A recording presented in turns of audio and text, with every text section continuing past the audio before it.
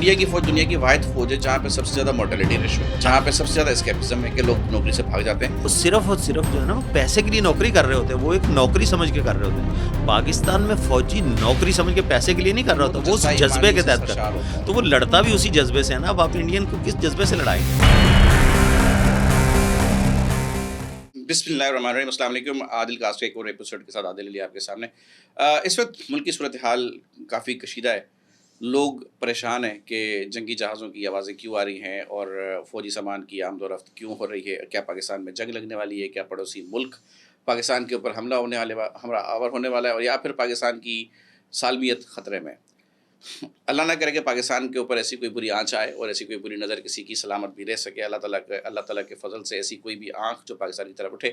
अफ़वाज पाकिस्तान अल्हम्दुलिल्लाह पाकिस्तान के लिए इतनी मुस्तैद और मुतैद हैं कि अब हम आज भी महफूज बैठे हुए हैं और ये बातें करने के लायक हैं।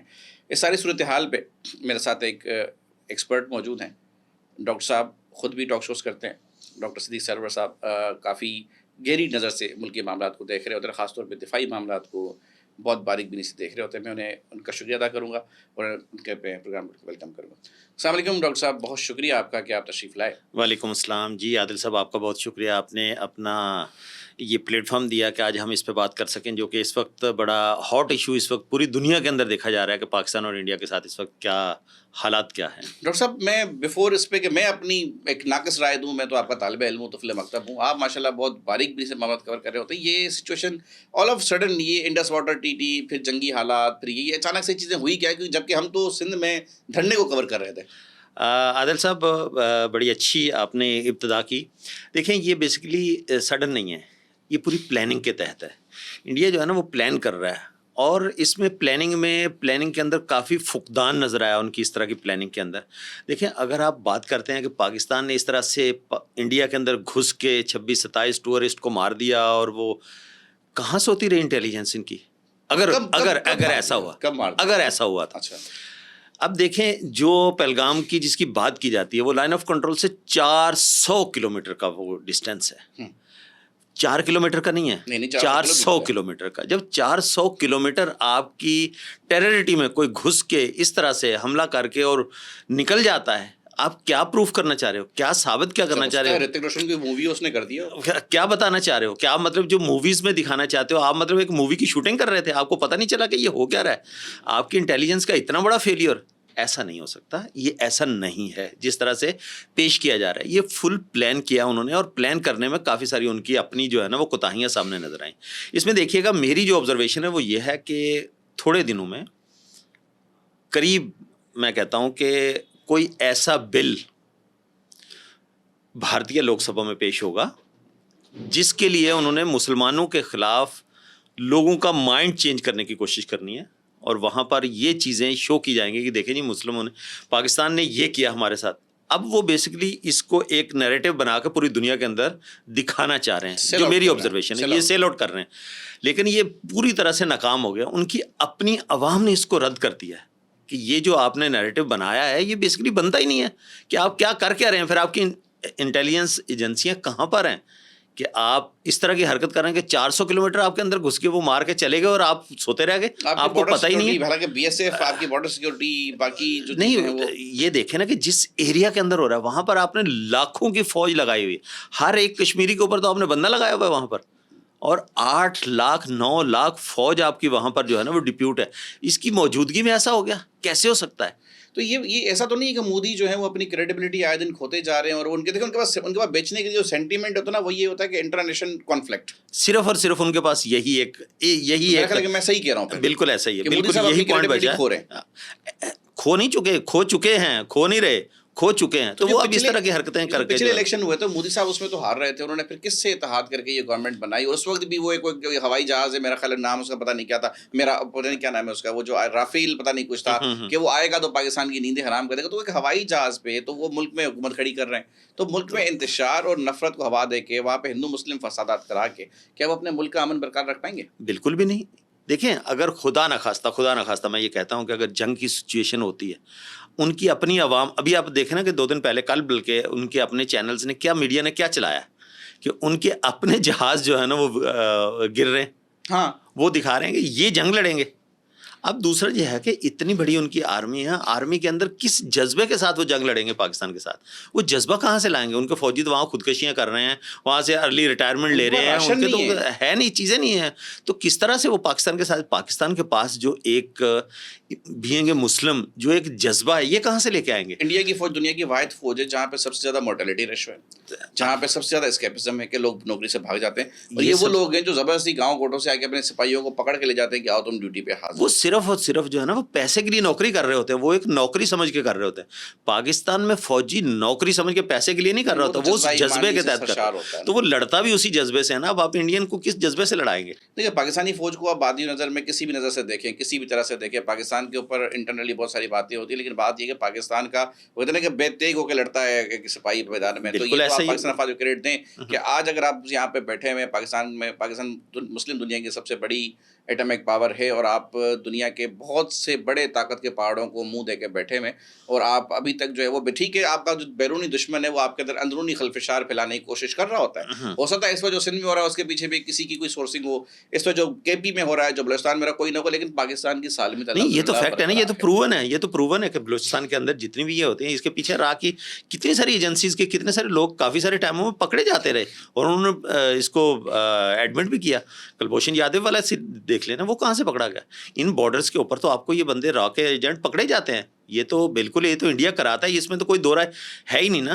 लेकिन इस पे कोई इंटरनेशनल कवानीन नहीं है कि आप ये क्या करें, तो पड़ोसियों में आप अपनी इंट्रूशन कर रहे हैं अपनी एजेंसी। बिल्कुल इंटरनेशनल लॉज हैं ना, जिस जहाँ पर जो कुलभूषण यादव का अभी तक केस चल रहा है ना, इंटरनेशनल अदालतों के अंदर ये केसेस चल रहे हैं, ये तो है ना। कन्वेंशन वगैरह कोई होगी उसी कुछ?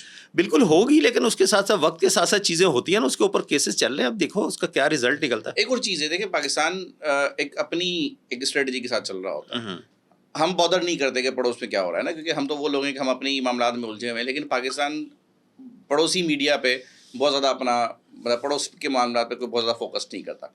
इंडिया के अंदर एक नैरेटिव है कि वो anti Pakistan anti Muslim narrative बेच के ही सर्वाइव करे। वो बेसिकली बेचता ही यही है ना, वो इसी नैरेटिव को बेचता है। अब वो चाहे वो सियासत नहीं है, वो अगर उनकी प्रोडक्ट्स हैं, उनकी क्या कहते हैं बिजनेसमैन हैं, स्पोर्ट्समैन हैं, उनकी सेलिब्रिटीज़ हैं। इंडिया बेसिकली इन्वेस्ट करता है सेलिब्रिटीज़ पे, वहाँ के हालांकि जो गुर्बत के मामला बड़े ख़राब हैं। अगर इंडिया में आपके पास नाम है, फेम है, तो इंडिया आपको सब कुछ देगा, बतौर गवर्नमेंट आपको स्पॉन्सर करेगा, you will get everything whatever you deserve, आपकी इमेजिनेशन से बाहर, लेकिन वो आपको यूज़ करेगा anti Muslim narrative, specially anti Pakistan.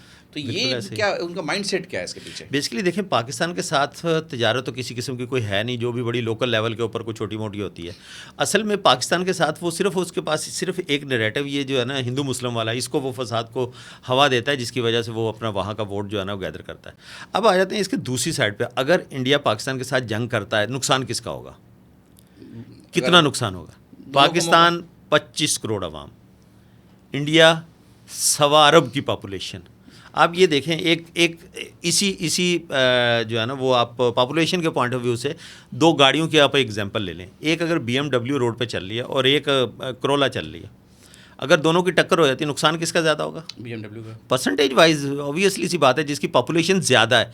अगर खुदा न खास्ता इंडिया में मुसलमान पाकिस्तान की आबादी से ज़्यादा हैं, अगर खुदा न खास्ता ये जंग होती है, जो कि इंडिया कभी भी ये हरकत नहीं कर सकता, कभी भी ये हरकत इंडिया नहीं कर सकता। जब भी जंग हुई पाकिस्तान करेगा तो होगी जंग, ये मैं आपको याद दिला दूं। इंडिया की फ़ौज के अंदर, इंडिया की गवर्नमेंट के अंदर, इंडिया के लीडरान के अंदर कभी भी इतनी ताकत नहीं रही कि वो पाकिस्तान की तरफ जंग की बातें तो 100 करते रहेंगे, लेकिन कभी भी इनिशिएटिव नहीं ले पाएंगे कि हम इसको जो है ना वो जंग। बॉडी लैंग्वेज होती है उनके फौजी की, है ही नहीं। वो आप देखें ना, जनरल बख्शी की ज़ुबान देखें, क्या कह रहा है वो। जब इनकी इस तरह की गीदड़ भभकियों से सिर्फ वो जनरल बख्शी का ये अपना बयान था कि पाकिस्तान के कमांड जनरल आसिम जैसे कमांडर के हाथ में है, जिसको बीट करना आसान काम नहीं है।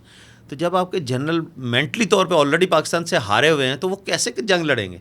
सवाल ही नहीं पैदा होता कि इंडिया जंग लड़े। अगर कभी जंग का मौका बना या जंग की ज़रूरत पड़ी तो पाकिस्तान पहल करेगा तो जंग लगेगी, फिर भी जो है ना अगर पाकिस्तान जंग करना चाहेगा, उसके मुहरकात ये जो है ना ऐसे कोई नहीं होंगे, तो उसके मुहरकात कुछ और हो सकते हैं। कश्मीर होगा, बिल्कुल हमारी इशारा है। कश्मीर को हम कैसे बोल सकते हैं?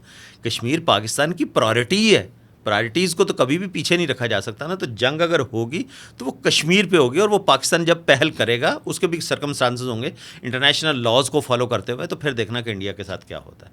इस वक्त अगर नुकसान होता है, जंग होती है, कोई भी इस तरह की सिचुएशन होती है, तो सबसे ज़्यादा नुकसान जो है ना वो इंडिया को है।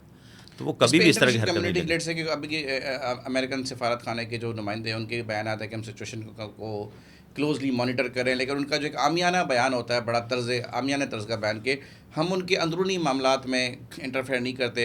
दूसरा, ट्रंप साहब कहते हैं कि पाकिस्तान और इंडिया की जो सूरत है वो हमेशा कशीदा ही रही है और वो कशीदा रहती है, कोई नई बात नहीं है।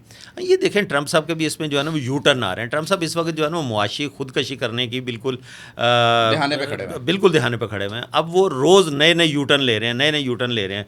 जिस तरह से उन्होंने बात करी, ये एक लगता है कि ये कोई दुनिया का लीडर है कि जो इस तरह की बात करता है कि एक दिन एक टैरिफ लगा दिया, दूसरे दिन उस टैरिफ को जो है ना। कोई लीडर तो नहीं, तो जोकर्स का टेनर चल रहा है। आपने बोरिस जॉनसन को देख लें, इमरान खान को देख लें, ट्रंप को देख लें, तो ये लीडर्स कहाँ से आ गए? हाँ, लीडरान तो नहीं है, लेकिन बेसिकली बात देखी जाए, अगर आप एक दूसरे दो ममालिक की आपस में किसी भी वजह से कशीदगी है, आप उस पर बयान दे रहे हैं तो एक ही दफ़ा सोच समझ के दें ना। आपकी पॉलिसी तो उसके अंदर नहीं है। आप बयान दे रहे हैं कि जी वो हम दहशतगर्दी के ख़िलाफ़ इंडिया के साथ खड़े हुए हैं, दूसरे दिन आप बयान देते हैं कि जी ये तो खित्ता जो है ना वो इनके बॉर्डर पे डेली कशीदगी होती है। तो आप पहले भी तो इस बात पे ख्याल करें ना, आपको पता होना चाहिए कि जो ट्रंप साहब है वो पाकिस्तान के उस्मान बुज़दार साहब है, उनकी ट्रेनिंग हो रही है। उनको तो एडवाइस भी सही से नहीं मिलती ना।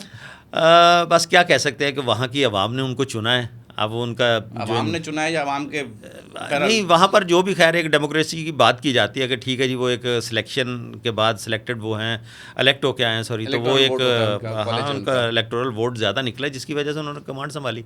लेकिन अगर उसकी बात की जाए कि उनकी प्रॉपर पॉलिसीज़ क्या हैं, उन्होंने ग्रेट अमेरिका की बात की, तो यहाँ पर ग्रेट अमेरिका की बात कहाँ रह जाती है?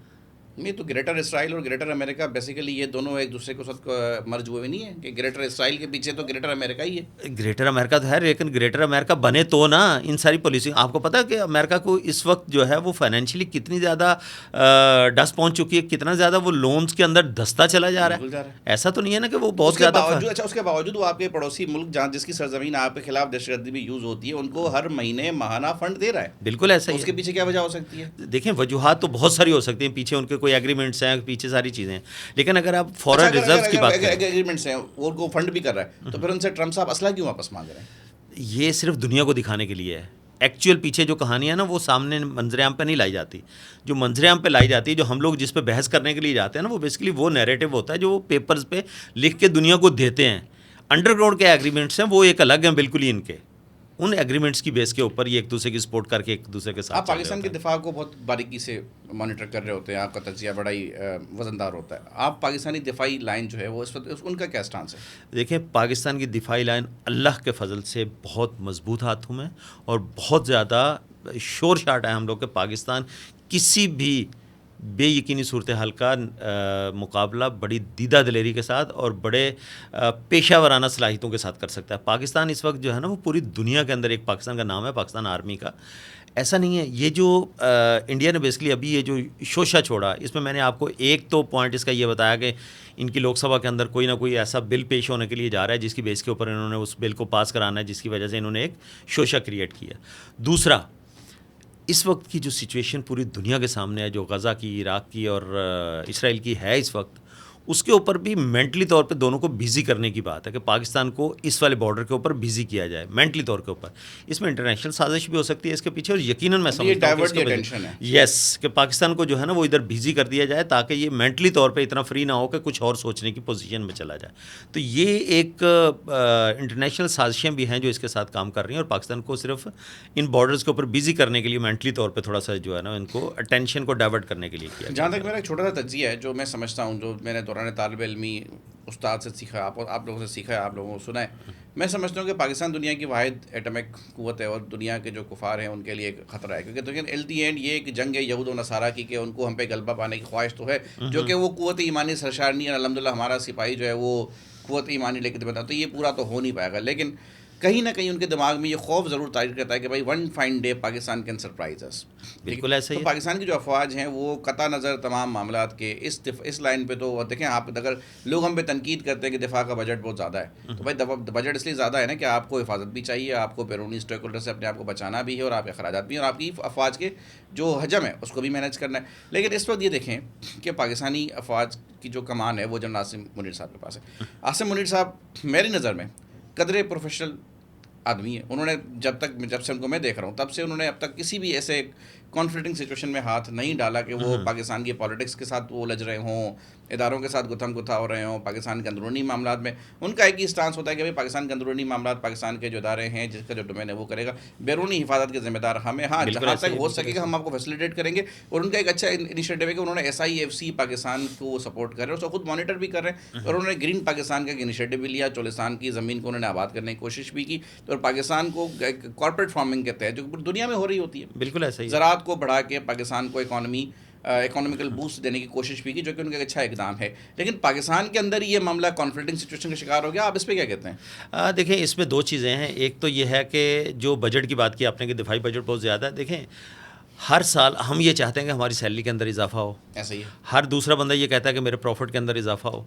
तो अगर आप ये देखें कि आपकी जो दिफाई तनसीबात हैं, दिफाई आपका जो चीज़ें हैं, उनकी कॉस्ट क्या है, आपका एक टैंक कितने का आता है, उसकी एनुअल मेंटेनेंस निकालें, उसकी डीजल निकालें, बाकी चीज़ें जो है आप तो एनुअल बेसिस के ऊपर 15 से 17% का इजाफा भी नहीं कर रहे हैं उसमें। तो ये दिफाई बजट आपका कोई ज़्यादा नहीं है, ये सिर्फ एक सियासी बयानिया ज़रूर होता है कि जिसमें आर्मी को नीचा दिखाने की कोशिश की जाती है कि वो बजट दे दिया गया है। लेकिन ये बजट देखें तो सही ना कि आपकी जो टेक्नोलॉजी है, टेक्नोलॉजी कहाँ जा रही है। तो आप अपनी अगर अफवाज पाकिस्तान को टेक्नोलॉजी से लेस नहीं करेंगे तो फिर कैसे आप वो करेंगे, आप कैसे कहेंगे कि हमारा दिफा जो है वो मजबूत हाथों में। तो ये आपको बजट के ऊपर खर्च करना पड़ेगा। नबी पाक सल्लल्लाहु अलैहि वसल्लम जब इस दुनिया से कूच कर गए तो घर से क्या निकला? तलवारें निकली, तलवारें निकली, और खाने के लिए ये था कि आपके पास जो है ना वो एक वक्त का नहीं होता था। तो ये हमें इस्लाम क्या सिखाता है कि हम अपना पहले दिफा तो मजबूत करें। अब बाकी लोग क्या कर रहे हैं, आपको अगर याद हो तो इसराइल की वो जो खातून वज़ीर आज़म थी उस वक्त, तो उन्होंने क्या किया था, जब उन्होंने अमेरिकन काउंसलर के साथ जब बैठ कर उन्होंने एग्रीमेंट किया, तो उसमें उन्होंने एग्रीमेंट के अंदर जो चीज़ें लिखी कि हमें ये असला ख़रीदना, जब उनकी अरबों के साथ जंग हो रही थी, तो उसके बाद पूरी सारी कैबिनेट ने उनके फैसले को रद्द कर दिया कि भाई हमारे पास तो खाने के लिए 3 वक्त की रोटी नहीं है। तो फिर उसने अपने आर्टिकल के अंदर, अपने ये एक इंटरव्यू के अंदर ये बताया था कि अल्लाह के नबी ने, अब वो ये बात उनके सामने खुल के उस वक्त नहीं कर सकती थी कि ये सब तो मेरे ऊपर कुछ और फतवे लगा देंगे, मुस्लिम हो गई हूँ कि मैं यहाँ से हट गई हूँ। हाँ, तो अल्लाह के नबी ने किस तरह से गलबा पाया काफिरों के ऊपर, उनकी जो तरबियत थी वो क्या थी, किस तरह से वो अपने सहाबा की तरबियत फरमाया करते थे। तो वहाँ से वो लोग जब कॉपी कर रहे हैं, हम क्यों नहीं कर रहे हैं? हम क्या घास खाने के लिए तैयार हैं? जब आपने 1998 में जब आपने एटमी धमाके किए थे तो क्या था कि आपको घास खानी पड़ेगी, आपको ये करना पड़ेगा।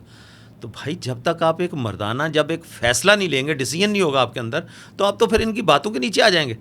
आपको डिसीजन इस वक्त जनरल आसिम मुनीर साहब के जो फैसले हैं वो बिल्कुल जो इदारों के साथ बिल्कुल टकराव की कोई सूरत नहीं है, इदारों को अपना काम करने देने जा रहे हैं और बाकी चीज़ें अपनी कर रहे हैं। अब आपने जो दूसरा पॉइंट इसके अंदर रखा, इकोनॉमी भी तो दिफा का शोबा नहीं है ना। नहीं, लेकिन वहाँ कॉन्फिडेंस बहाल करने की बात थी। उन्होंने किसी को पकड़ के इंडस्ट्री लगा के बाहर गनमैन नहीं बिठा दिया कि आप यहाँ पर इंडस्ट्री लगाओ और हम गनमैन की आपको सिक्योरिटी दे रहे हैं, ऐसा नहीं है।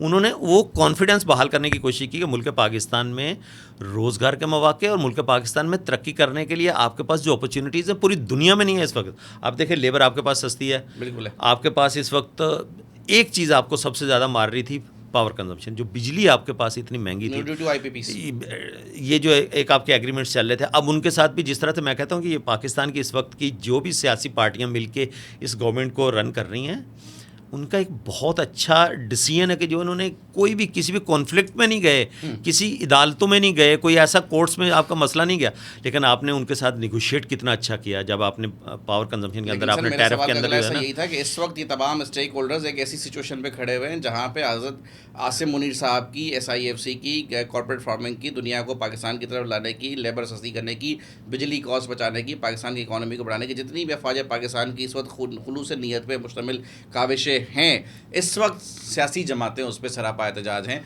इसका नतीजा क्या निकलेगा? सरापा एहतजाज बिल्कुल वो अपनी जगह पर दुरुस्त हैं। देखें, एक इनिशियल लेवल के ऊपर नीचे की आवाम को एक चीज़ बताई जाती है, एक नैरेटिव बिल्डअप किया जाता है कि जिस तरह से जिस सिमत आप बात इशारा करने की कोशिश करेंगे चोलिस्तान को आबाद करने के लिए जो नहरें निकाली जा रही हैं पानी की, आपको उसके बैठ के पूरे सारे स्टेक होल्डर्स को पहले एतमाद में लेना होगा। यकीनन आपके अच्छे इनिशिएटिव्स होंगे, उसके ऊपर बहुत सारी SIFC की जो चीज़ें हैं उसके ऊपर आप करने के लिए जा रहे हैं, लेकिन आपको देखना ये है कि ये जिन बाउंड्रीज़ के अंदर रह के या हमारे पास इस वक्त जो रिसोर्सेज हैं, क्या हम वाकई उस एरिया को डेवलप करना चाहिए या उसकी जगह पे हमें उसके ऑल्टरनेट को इंडस्ट्री लगानी चाहिए, इंडस्ट्रियल स्टेट जो है ना वो हमें इंट्रोड्यूस करानी चाहिए, उसमें हमें लेके जाना चाहिए। पहले आवाम को भी देखें ना कि हमारी आवाम का इस वक्त माइंडसेट कैसा है, आवाम के माइंडसेट को पढ़ने की ज़रूरत है। फिर उन स्टेक होल्डर्स को ज़रूर साथ में बिठाएं, उनको रखें, उनके सामने प्लान्स रखें, इसके ऊपर जो है ना वो अभी गुफ्तगू शनीद की काफ़ी सारी ज़रूरत है। उसके बाद जो आप फैसला लें वो तो से पहले जारियत शुरू हो गई ना, मतलब एक जारहाना स्टांस आना शुरू हो गए, एक शिद्दत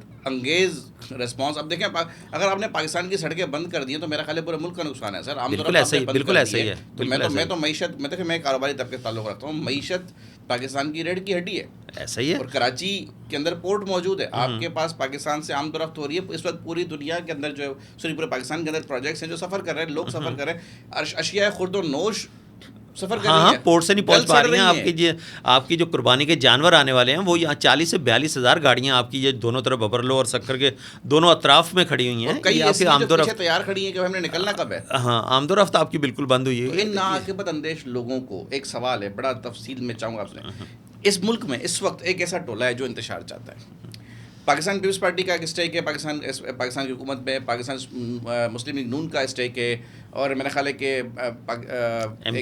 MKM साथ है, और काफ लीग साथ है, और एक और क्या कहते हैं बलूचिस्तान के ग्रुप साहब के साथ हैं, कुछ इंडिपेंडेंट साथ हैं। मतलब एक कलेक्टिवली आप लोगों ने 2022 के एक तबाहकुन दौर के बाद आपने सोचा कि पाकिस्तान तबाही के आने पे है, और उस वक्त क्या पूरे पाकिस्तान की सियासी जमातें मासवा एक पार्टी के सारी सियासत, पाकिस्तान की अस्करी क़यादत ने भी सोचा, क्योंकि हालांकि वो अस्करी क़यादत पाकिस्तान के एक पेज पे हुआ करती थी और पाकिस्तान का वो तारीख का फाइनेस्ट पेज था कि दोनों एक पेज पे थे, लेकिन पाकिस्तान की सालमियत पे बात आई तो उन्होंने कहा कि ये पेज बरकरार नहीं रह सकता। बिल्कुल ऐसे ही। इस वक्त तमाम सियासी स्टेक होल्डर्स ने ये मुआहदा किया था कि भाई सबसे पहले पाकिस्तान, जो कि एक ज़माने में मुशर्रफ साहब का भी नारा था, और उन्होंने अमली तौर पे इन सब ने उस पर अमल किया। लेकिन एक जमात ऐसी है कि लाडला है जो कहते हैं खिलन को मांगे चांद रहे। अब उस बंदे का उसका मौक़िफ़ जो है वो पाकिस्तान, देखिए पाकिस्तान पीपल्स पार्टी या पाकिस्तान नून लीग है, ये दोनों ऐसी जमातें हैं जो कि मैच्योर हैं, और मेरा ख्याल 2006 के मीसा के जमहूरियत के बाद काफ़ी हद तक मैच्योर हो गई कि उन्होंने देखा कि जाने गंवाने का सिलसिला बंद होना चाहिए, आपस में बैठ के बात की जा सकती है, एक दूसरे के खिलाफ डायलॉग से सारी चीज़ें होती हैं। ऐसा नहीं होता कि डायलॉग के बगैर आप कुछ कोर्ट पहन के कोर्ट जाने से,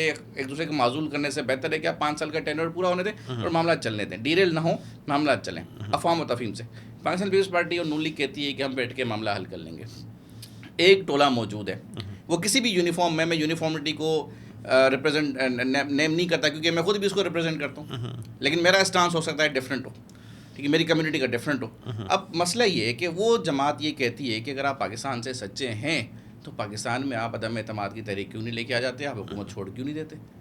अगर आप वो बड़े तो अब अगर ये जो टोला ये चाह रहा है कि पाकिस्तान इस वक्त दोबारा से अदम इस्तेहकाम का शिकार हो, हुकूमत मुतज़लज़ल हो, वफाक अकेला पड़ जाए, पीपल्स पार्टी का स्टेक निकल जाए, आइनी ओहदे खाली हो जाएँ और फेडरेशन कमज़ोर हो जाए। फेडरेशन कमज़ोर होने का फ़ायदा अल्टीमेटली उस एक इंतशारी टोले को पड़ेगा। तो क्या ये फिर दोबारा मुल्क के साथ दुश्मनी और साजिश नहीं है कि आप एक मुस्तहकम होती हुई इकानमी को, जहाँ पे अफवाज पाकिस्तान से लेके हाफिज़ आसिम मुनीर से लेके शहबाज शरीफ, बिलावल भुट्टो, मियां नवाज शरीफ साहब, तमाम स्टेक होल्डर, मेंगल साहब, मौलाना फजल महमूद साहब, सब चाह रहे हैं कि पाकिस्तान आगे बढ़े, हालात चले, क्योंकि पाकिस्तान है तो सियासत है, लेकिन आप चाहते हैं कि पाकिस्तान बेशक ना हो, मेरी सियासत रह जाए। तो क्या ये खुली दुश्मनी नहीं है? ये देखें, बहुत सारी चीज़ें इसके अंदर हैं। हर सियासी टोले के अपनी अपनी कुछ मफादात पर्सनल होते हैं। ज़ाती मफादात को प्रेफरेंस नहीं देनी चाहिए, मुल्की मफाद को प्रेफरेंस देनी चाहिए। इस वक्त जो है ना वो बहुत, मैं कहता हूँ कि आकबत अंदेशी का मुजाहरा किया दोनों पार्टियों की तरफ से, पाकिस्तान पीपल्स पार्टी और पाकिस्तान मुस्लिम लीग नून की तरफ से भी। जिस तरह से बिलावल भुट्टो साहब गए, वज़ीर-ए-आज़म पाकिस्तान से मिले और टू दी पॉइंट बात करने के बाद, ऐसा नहीं कि वो मीटिंग्स होती रहीं, कल होगी परसों होगी, फिर उन्होंने टू दी पॉइंट उसको जो है ना वो फौरी तौर पे रोक दिया उस प्रोजेक्ट को कि इसके ऊपर हम दोबारा से एक दफ़ा तमाम Mutual पार्टीज़ का जो है ना consensus से कंसेंसस बिल्डअप करेंगे, उसके बाद लेके आएंगे। अब देखें तमाम पार्टीज़ जब उस चीज़ को देखेंगी, जब मैंने क्या कहा कि जब टेबल टॉक होगी, टेबल पे बैठेंगे, उसको देखेंगे कि इसके दूरस्थ नताइज निकलेंगे क्या। जब उन नताइज को नज़र आएगा कि इसमें मुल्क पाकिस्तान का फ़ायदा है, इसको ब्रॉडर एस्पेक्ट में देखना होगा, इसको नैरो उसमें नहीं लेके जाना होगा। तो जितने भी लोग अभी बैठे हुए हैं ना, ये एक उसमें हैं। बेशक आप उस हिसाब से देखें कि देखें, मैं भी सिंध में रहता हूँ, आप भी सिंध में रहते हैं। सिंध का पानी सिर्फ नहीं कट रहा, इसमें पंजाब का पानी भी कट रहा है, बाकी चीज़ों का भी। एक चीज़ को जब आप बात करने के लिए जा रहे हैं, मेरा स्टांस इसमें सिर्फ ये है कि आप तमाम लोगों को, उन हारियों को, उन नीचे रूट्स लेवल तक जिनके स्टेक्स हैं, उनकी भी बात को सुने कि अगर आपके पास इतने फंड्स हैं, आप उसमें चोलस्तान को आपने वो रखा है, लेकिन उसमें आप अदर एंड पे भी देखें कि अगर आप इसको इंडस्ट्रियलिस्ट किसी चीज़ में चेंज कर दें, अगर आप इसमें बड़ी बड़ी इंडस्ट्रीज़ लगाएं, वही हारी उनके बच्चे जब किसी इंडस्ट्रीज़ में काम करने के लिए जा रहे होंगे, जब वो एक क्या कहते हैं, गुर्बत की लकीर से निकल के जब ऊपर आएंगे, उनको नज़र आएगा, उनका माइंडसेट भी ब्रॉड होगा। जब वो तमाम चीज़ों को समझेंगे तो फिर आप इस चीज़ को इम्प्लीमेंट करने के लिए जाएं।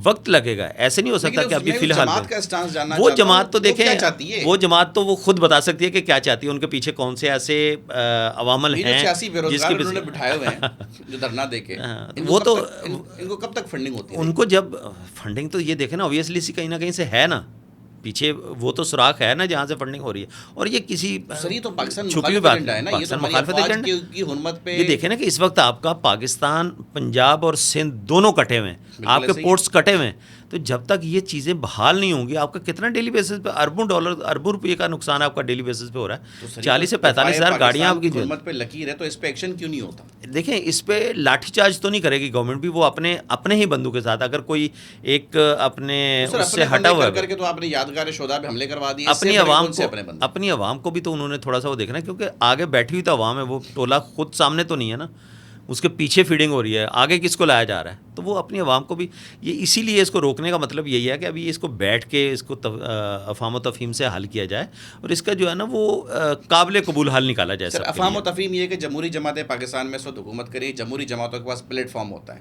पाकिस्तान मुस्लिम लीग नून के पास प्लेटफॉर्म है, सेनेट है, कौमी असम्बली है, सूबाई असम्बली है, पाकिस्तान पीपल्स पार्टी के पास सेनेट है, ऐवान सदर है, CCI है, अपना पाकिस्तान पीपल्स पार्टी की सूबाई हुकूमत है, सूबाई असम्बली है, वो अपनी अपनी जगहों पे एड्रेस कर रहे हैं। ये वो लोग हैं जिनके पास यूनियन काउंसिल भी शायद नहीं है, लेकिन ये सियासी यतीमी का शिकार है और इस सड़क पे बैठ गए। तो सड़क पे बैठ के देखें, नेगोशिएट करने के लिए भी आपके पास एक बैलेंस्ड पावर होनी चाहिए ना। आज डॉक्टर साहब कोई चीज़ हैं, मेरे पास आएंगे तो मैं नेगोशिएट कर लूँ। अगर मेरे पास कुछ है ही नहीं और मेरी डिमांड्स बहुत ज़्यादा होंगी, मेरे पास कोई पाकिस्तान की तरक्की के लिए, तरवीज के लिए, उसकी इकोनॉमिकल बेहतरी के लिए कोई जामे प्लान नहीं है। मैं आपके पास कोई इंफ्रास्ट्रक्चर की इंप्रूवमेंट के लिए कुछ लेके नहीं आ सकता, मैं आपको रोड मैप नहीं दे सकता। मेरे पास पीछे कोई बैरूनी स्टेक होल्डर्स ऐसे नहीं जो मुझ पर ट्रस्ट करें, जो कि SIFC पे कर रहे हैं, जो कि आपकी वफाकी हुकूमत पे कर रहे हैं, जो कि आपके वज़ीर ख़ारजा जो कि फार्मर बिलावल भुट्टो ज़रदारी रहे, उन्होंने काविशें की, उस पर कर रहे हैं। उसका काविशों का रिजल्ट अभी देखना नज़र आ रहा है, बिल्कुल आ रहा है। क्लाइमेट चेंज के चैलेंजेस हैं, लेकिन वो आपको रिजल्ट नज़र आ रहा है। लेकिन आप एक ऐसे लोगों के वजह से मुल्क में इकोनॉमिकल नुकसान करें जिनके पास कुछ भी नहीं है, तो फिर उनके साथ ये नरमी का सलूक कब तक चलेगा? फिर ये फॉर द टाइम बिंग, जैसे मैंने कहा ना कि सामने उन्होंने आवाम को बिठाया हुआ ना, आवाम के साथ कोई भी गवर्नमेंट जो है ना वो अपनी पावर का मुजाहरा नहीं करेगी, वो उनके साथ बैठ के बात ज़रूर करेगी एक दफ़ा, क्योंकि उनके पास कोई ऐसा रोड मैप तो है ही नहीं। जब बात करेंगे तो वो बताएंगे ना कि भाई हमारे साथ ये चीज़ें हैं, उसका जो है ना वो फाइनल जवाब दे देगी गवर्नमेंट। तो फिर उसके बाद ये चीज़ें जो भी हैं अभी फ़िलहाल नहीं होंगी, लेकिन वक्त के साथ होंगी ये सारी चीज़ें।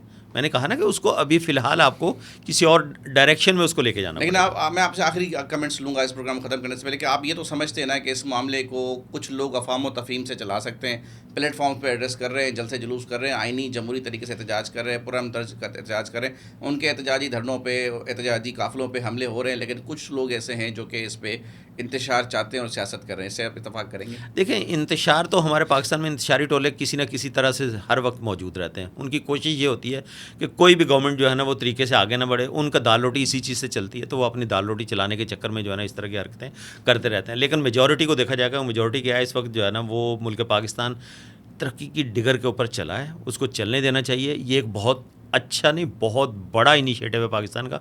और ये बाहर हमारे नेबर्स को भी, हमारे दुश्मनों को भी ये जो है ना खलता है कि ये SIFC का जो इनिशिएटिव है ये बहुत ज़्यादा पाकिस्तान को स्ट्रॉन्ग पोजीशन में लेके चला जाएगा। तो इस वजह से उनकी तरफ से भी बहुत सारी चीज़ें होती हैं जो वो इनिशियल लेवल के ऊपर पुश करने की कोशिश करते हैं। तो मैं नहीं समझता कि ऐसे इंतशारी टोले के ऊपर कोई ज़्यादा फोर्स लगानी पड़ेगी या गवर्नमेंट को कुछ करना पड़ेगा। वक्त के साथ साथ ये चीज़ें सारी जो है ना उनकी समझ में आ जाएंगी और उनको समझा दी जाएंगी और फिर उसके बाद बेहतरी। डॉक्टर साहब, आपके इस आखिरी पॉइंट के साथ इत्तफाक के साथ प्रोग्राम ख़त्म करूँगा। नाजरीन, खुदा करे उतरे मेरी कहते हैं चमन पे फसले कुल, जिससे अंदेशा है ज़वाल न हो, पाकिस्तान हमेशा कायम व दायम रहे। ये जो नाआकिबत अंदेश लोग हैं ये अक्सर और बेशतर चाहते ना चाहते हुए शायद किसी मजबूरी के तहत किसी न किसी ऐसी नादीदा क़ुव्वत के हाथों इस्तेमाल हो जाते हैं जिसका अदराक इनको ख़ुद भी नहीं हो पाता।